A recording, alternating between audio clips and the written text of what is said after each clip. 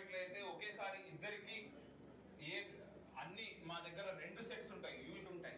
ఎందుకునంటే ఎక్కువ మందికి మేము ఆపరేషన్ చేయాలన్నప్పుడు ఒకేసారి ఇద్దరం డాక్టర్లము తండ్రి కొడుకులము కలిసి ఒకేసారి చేసేకి మేము ఇంత పెద్దగా ఇన్వెస్ట్ చేశాం.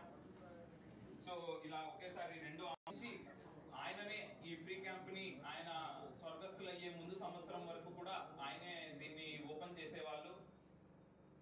సో మొట్టమొదటి హెల్త్ మీరందరూ 50 లక్షల రూపాయలు ఇంతమంది డాక్టర్లు మీకోసం బెంగళూరు డాక్టర్ దీపక్ హల్దీపూర్, శ్రీనివాసమూర్తి, అర్షద్ హుసేన్ మీడియా కూడా దీన్ని బాగా ఫోకస్ చేయాలి. PP4 కింద డాక్టర్ గారు సేవ చేస్తున్నారు. మన కుటుంబాలను దత్తత తీసుకుని 100 కుటుంబాలను కూడా ఉచితంగా సేవ చేయాలి.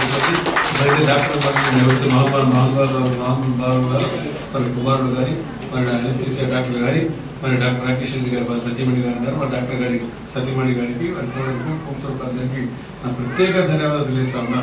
కాబట్టి సేవ చేయడం అనేది చిన్న విషయం కాదు. చూస్తూ ఉన్నాం ఈరోజు సేవ చేయాలంటే ఎంత డబ్బు ఖర్చు అవుతుంది, ఎంత ఖర్చు అవుతుందో మాకు బాగా తెలుసు. మాకు కొంచెం తెలిసి చేస్తూ ఉంటాం, కొంచెం తెలియక చేస్తూ ఉంటాం. కానీ మేము చేసినంత మాకు మా దగ్గరకు వచ్చిన దాంట్లో 10% పంపిస్తూ ఉంటాం. ఎందుకంటే మీకు కూడా భారం ఉండకూడదు. కొంతమంది డాక్టర్లకు డిస్ట్రిబ్యూట్ చేసి వాళ్ళకి పంపుతూ ఉంటాం. డాక్టర్ ఏదైనా ఉచితంగా సేవ చేయండి, కొన్ని కాకపోతే ఆర్థికంగా ఇబ్బంది ఉంటే మనమే కూడా కొంచెం ఆర్థికంగా ఇచ్చి మీరు చేయండి అని చెప్తా ఉన్నాం. కాబట్టి ఇటువంటి సేవ చేయడం అనేది మహా అదృష్టమైన భావిస్తూ ఉన్నాను. వారికి తల్లిదండ్రుల ఆశీస్సులు ఉన్నాయి కాబట్టి ఈ రోజు దాన్ని కొనసాగిస్తూ ఉన్నాను. కాబట్టి ఈరోజు ఈ కార్యక్రమంలో ప్రత్యేకంగా నన్ను కూడా ఆహ్వానించాను. నేను దాదాపుగా 35 సంవత్సరాల నుంచి సేవ చేసిన సేవ గురించి ప్రత్యేకంగా చెప్పాల్సిన అవసరం లేదు. చూసే వాళ్ళని చూస్తే ఒకసారి తెలిసిపోతుంది ఎటువంటి కుటుంబ వాళ్ళు వచ్చారు. ముఖ్యమంత్రి గారు పదే చెప్తా ఉన్నారు. 30 సంవత్సరాల నుంచి ముఖ్యమంత్రి గారు చంద్రబాబు నాయుడు గారు ఉన్నారు. వారితో పాటు నేను ఉన్నా. దాదాపుగా 35 సంవత్సరాలు చంద్రబాబు నాయుడు క్యాబినెట్ నేను తప్పనించి ఎవరు నేను కూడా ఆయనతో పాటు. మరి అదృష్టం నాకు కలిగించిన చంద్రబాబు నాయుడు గారు శ్రీరాములు గారు. నేను దాదాపు 44 సంవత్సరాల రాజకీయ జీవితంలో ఉన్నా. రాజకీయ జీవితంలో ఎప్పుడు కూడా మనం మచ్చ తీసుకోకుండా ప్రజాసేవ చేయాలని నా దగ్గర ఆర్థికంగా డబ్బులు ఇవ్వకపోయినా ఏదో ఒక సాయం చేయాలి, ఏదో ఒక కార్యక్రమం చేయాలి. కాబట్టి చేయడం ఎందుకు మన పట్టణాభివృద్ధి గురించి చెప్పాడు డాక్టర్ గారు.